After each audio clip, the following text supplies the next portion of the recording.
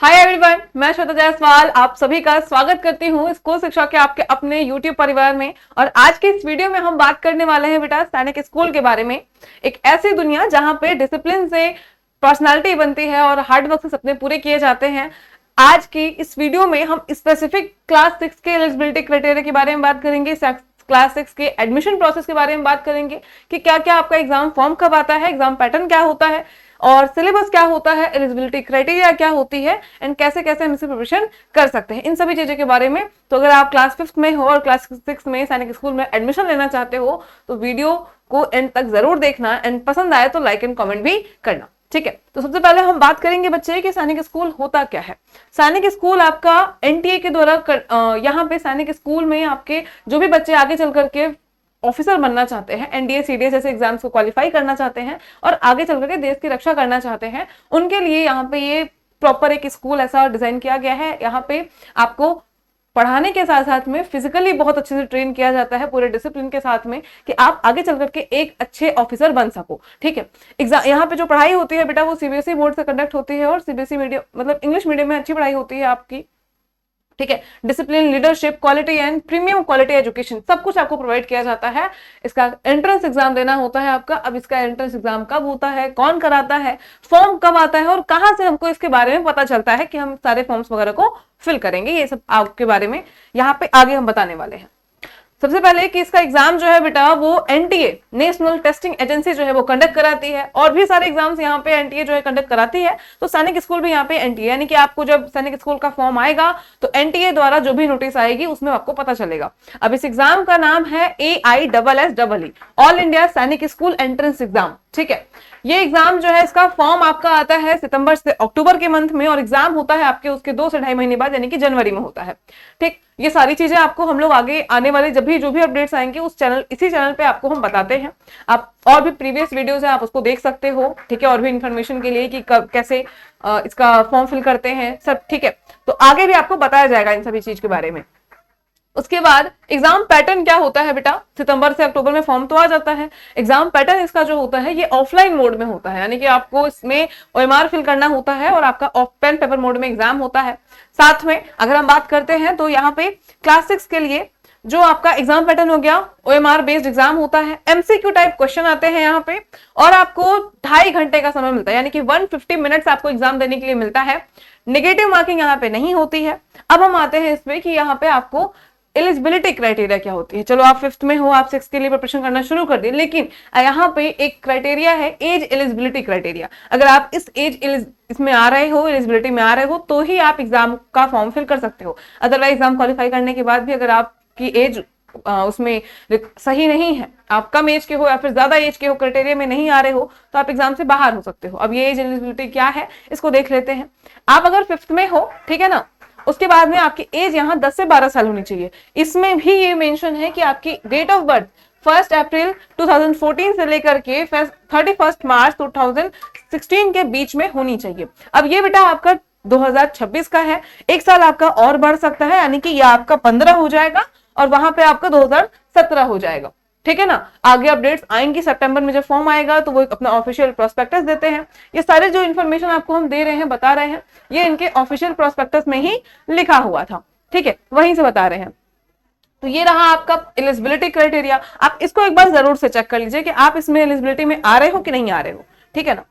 उसके बाद हम देखें कि एग्जाम पैटर्न हमारा हो गया कि चलो टाइम हमको इतना मिलता है और मीडियम आपका यहाँ पे हिंदी इंग्लिश को इंक्लूड करके 11 और लैंग्वेजेस हैं, मतलब टोटल 13 लैंग्वेज यहाँ पे मीडियम में होता है, ठीक है ना। आप हिंदी मीडियम में दे सकते हो, आप इंग्लिश मीडियम में दे सकते हो, आप अदर भी लैंग्वेजेस में दे सकते हो जो आपकी नेटिव लैंग्वेज होगी वहां की लैंग्वेज में, ठीक है ना। तो अब यहाँ हम देखते हैं कि क्या क्या हमसे पूछा जाता है। तो 4 सब्जेक्ट पूछे जाते हैं बेटा, 4 सब्जेक्ट में डिवाइडेड है। पहला इंटेलिजेंस आपका, पहला मैथमेटिक्स है, मैथमेटिक्स से आपके 50 क्वेश्चन आते हैं। फिर उसके बाद इंटेलिजेंस जिसको हम रीजनिंग के नाम से भी जानते हैं, 25 क्वेश्चन।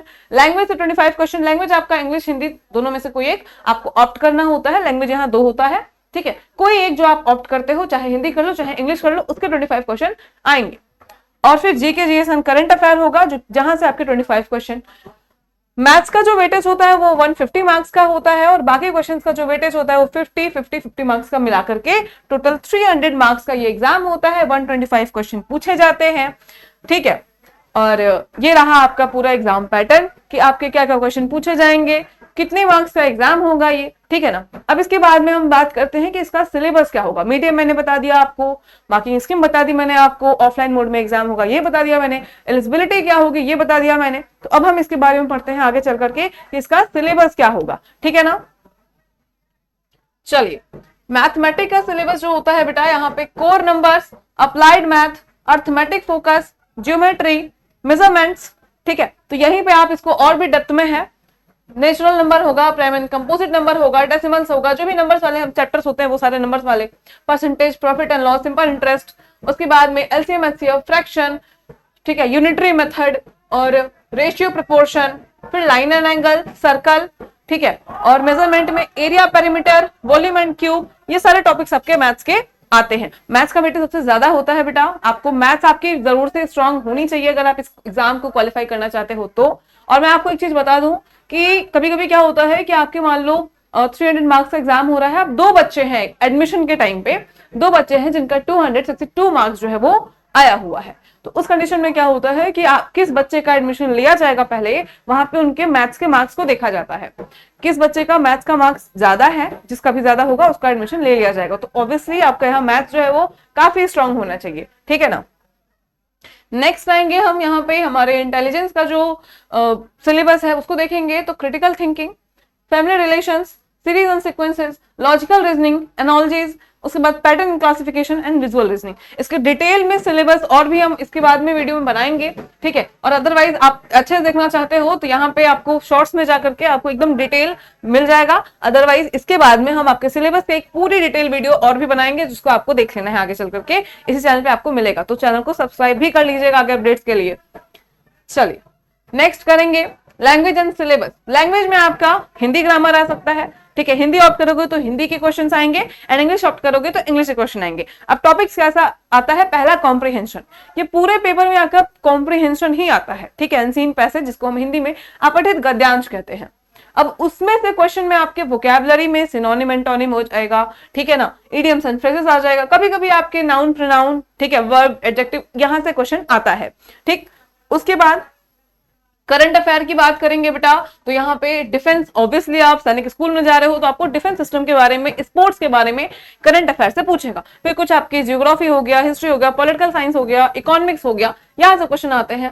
साथ में human body and animal life से आता है, ठीक है ना, नेशनल सिंबल्स एंड ऑर्नामेंट्स आते हैं, ठीक, sports and art and culture, ठीक है। तो ये रहा पूरा आपका सिलेबस की ओवरव्यू है आपका कि इस तरीके से आपको ये चैप्टर्स को पढ़ना है। मतलब अब तक आपने जो भी चीजें पढ़ी हैं वो सारी चीज आपके एग्जाम में पूछी जाएंगी, ठीक है। तो अगर आप 5th में हो और 6th में एडमिशन पाना चाहते हो तो बिना लेट किए अभी से प्रिपरेशन करना शुरू कर दो, ठीक है ना। उसके लिए आप हमारे बैच में भी इनरोल हो सकते हो, हम खुद अपना बैच में भी पढ़ाते हैं और यूट्यूब पे भी पढ़ाते हैं, तैयारी कराते हैं। आप अगर देखना चाहो तो प्रीवियस वीडियोस में देख सकते हो। तो अगर आपको बैच में इनरोल होना है तो बेटा प्ले स्टोर से स्कूल शिक्षा ऐप को डाउनलोड करोगे आप, तो वहां पे आपको रजिस्ट्रेशन करने के बाद में आप हमारा नंबर जो है वो यहाँ पे दिख जाएगा आपको, ठीक है ना। डिस्क्रिप्शन में हमारा नंबर होगा, उस ऑफिशियल नंबर है जिसपे आप कॉल करके बैच में ज्वाइन हो सकते हो, ठीक है। तो ये रहा आपका पूरा सिलेबस।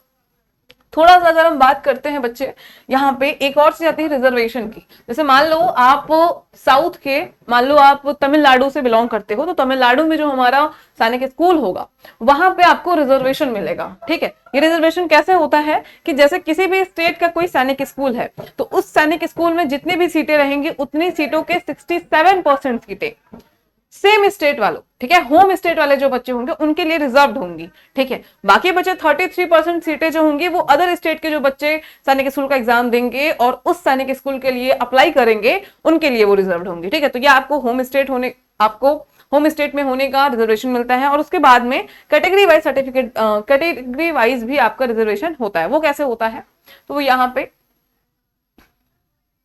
होता है कि ओबीसी एनसीएल से हो तो 27%, एसटी से हो तो 15%, एसटी से हो तो 7.5%, एंड डिफेंस वार्ड से आते हो, डिफेंस कोटा से आते हो, जिसके फादर डिफेंस में है या फिर एक्स सर्विसमैन रह चुके हैं, तो उनके लिए 25% सीटें जो है वो यहाँ पे रिजर्व्ड है। उसके बाद ये आपका हो गया।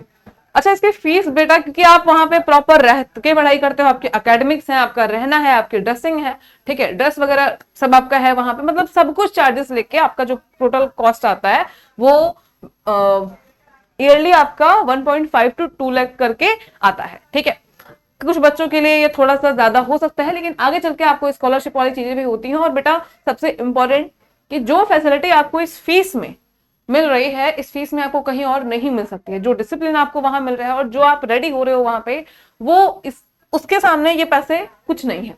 फिर भी इकोनॉमिक कंडीशन थोड़ी वीक होती है, तो उसके लिए स्कॉलरशिप वाले सेशंस भी होते हैं। ठीक है, स्कॉलरशिप आप अप्लाई कर सकते हो, तो आपको वहां पे हेल्पफुल हो जाता है। अब इसके बाद में हम थोड़ा सा बात कर लेंगे कि स्ट्रैटेजी क्या होनी चाहिए अगर एक बच्चा क्लास 5 में होकर क्लास 6 की प्रिपरेशन करना चाहता है।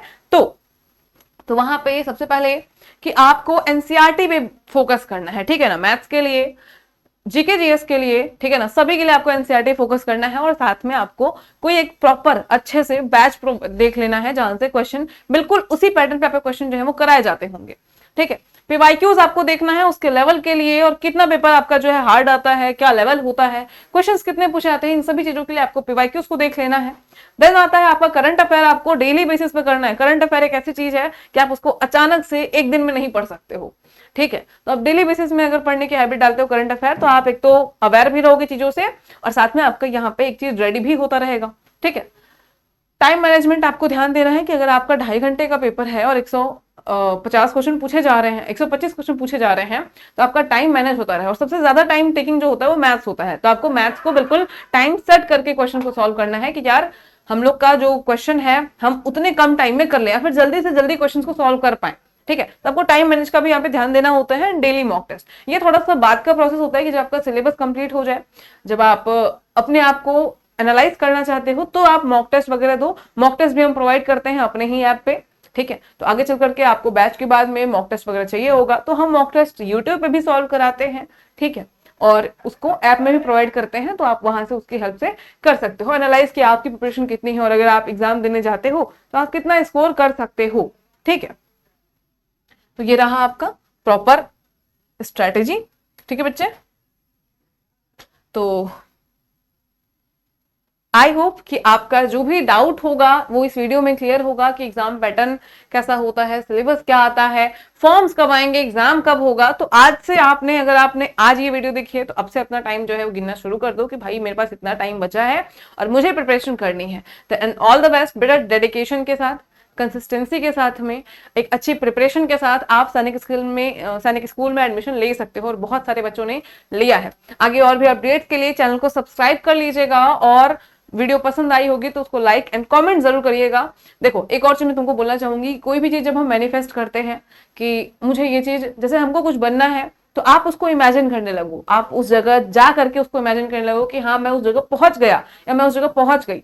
तो मैनिफेस्ट करना बहुत जरूरी होता है। तो इसकी प्रिपरेशन करने के साथ में मुझे ये बताओ कि कौन कौन से बच्चे 2027 में सैनिक स्कूल में जाना चाहते हो। तो आई विल क्रैक सैनिक स्कूल एग्जाम फॉर 2027, ये मुझे कमेंट सेक्शन में जरूर बता देना। And thank you so much. अगर कोई और डाउट है बेटा तो आप कमेंट सेक्शन में कमेंट अपना डाल सकते हो, मैं उसको उस पे रिलेटेड वीडियोस ला करके आपके डाउट को सॉल्व करने की पूरी कोशिश करूंगी। Thank you so much.